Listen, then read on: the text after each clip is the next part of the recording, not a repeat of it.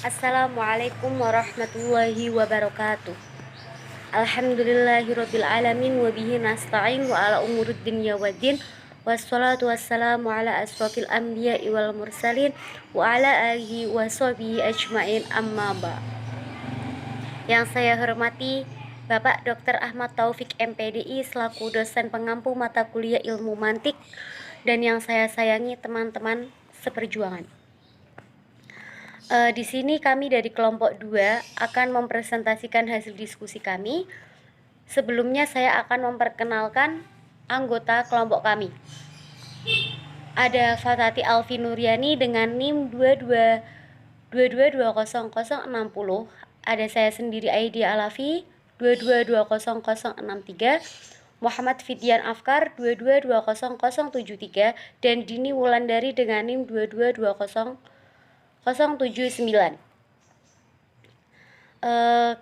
Saya Aidia Alafi akan sedikit memaparkan tentang apa itu ilmu hadis.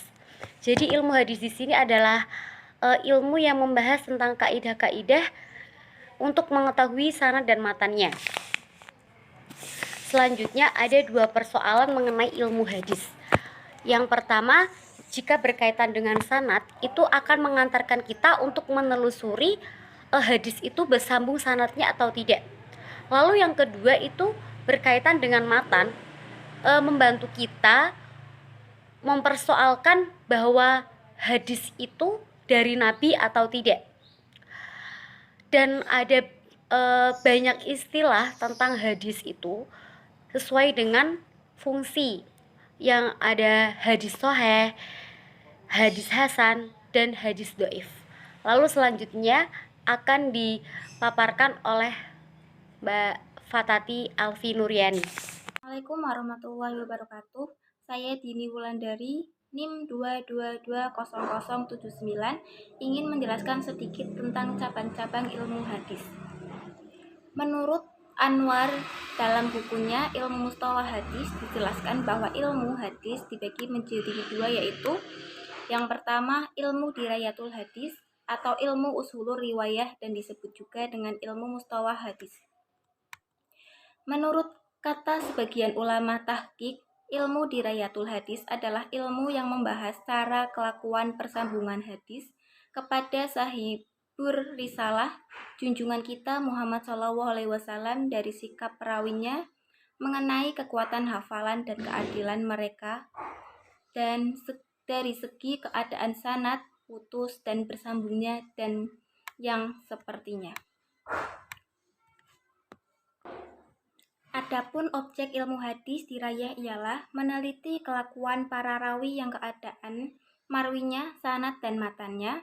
Dari segi sanadnya diteliti tentang keadilan dan kecacatannya, bagaimana mereka menerima dan menyampaikan hadisnya, serta sanadnya bersambung atau tidak. Sedangkan dari aspek matanya diteliti dengan kejanggalan atau tidaknya sehubungan dengan adanya nas-nas lain yang berkaitan dengannya. Dalam penjelasannya, beliau mengatakan bahwa yang dimaksud adalah hakikat periwayatan adalah menyampaikan berita yang menyandarkan kepada orang yang menjadi sumber berita itu.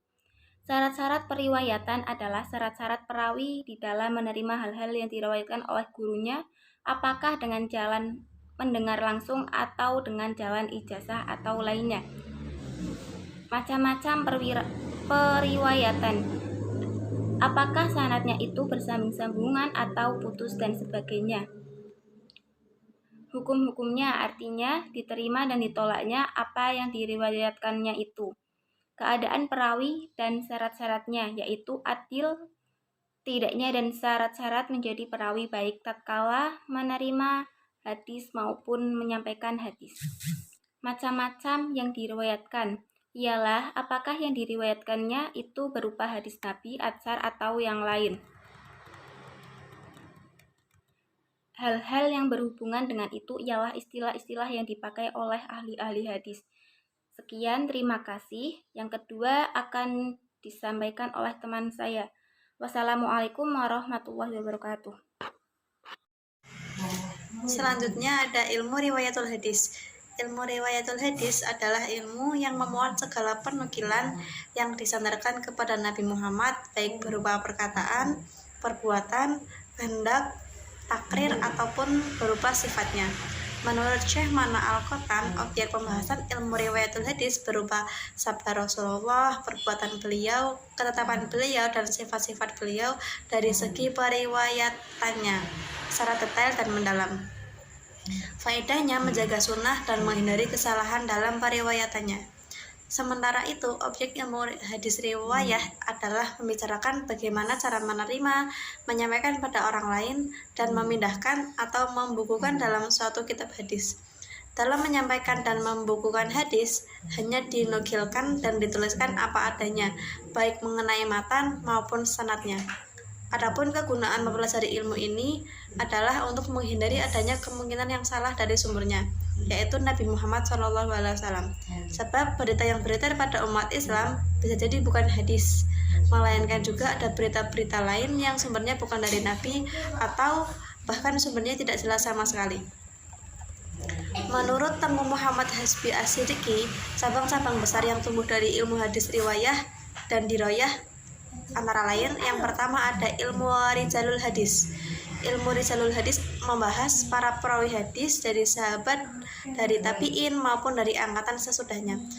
Dengan ilmu ini kita dapat mengetahui keadaan perawi yang menerima hadis dari Rasulullah dan keadaan perawi yang menerima hadis dari sahabat dan seterusnya.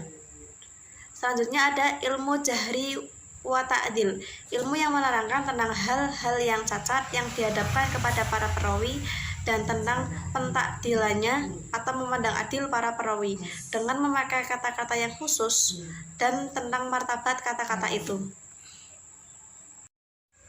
Yang selanjutnya ada ilmu fanil mubahamat. Ilmu fanil mubahamat adalah ilmu untuk mengetahui nama orang-orang yang tidak disebut dalam matan atau dalam sanad. Di antara yang menyusun kitab ini, Al-Khatib Al-Baghdadi. Kitab Al-Khatib itu diringkas dan dibersihkan oleh An-Nawawi dalam kitab Al-Isyarat ila Bayani Asma'il Mubahamat.